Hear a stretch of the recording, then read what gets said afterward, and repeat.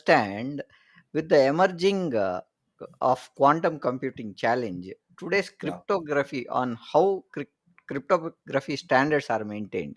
How does that work? Is what I wanted to understand. Yes. That.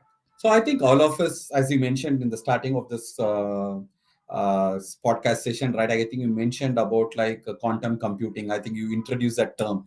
So I think all of us know that the quantum computers, which is completely based on different principles, it's coming real, right? Like it is based on quantum physics, and it is no more like a bits, like where you all know that zeros and ones is what we all have used to all through these years, right? Like we all know binary representation 0 and 1, but now it is moving towards a qubit.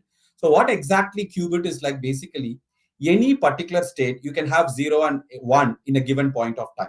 So what does that mean is like the number of operations that you can do with the quantum computers becomes very large. Any operation that you can do it with a very traditional crypto system, traditional computers, right? Like with the quantum computers you can do that job in a much faster scenarios.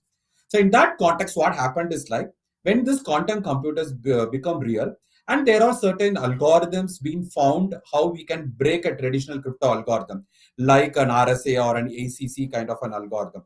So there is some algorithm called as a Shor's algorithm, which we typically represent one of the algorithm that you can use to break a RSA or ACC algorithm.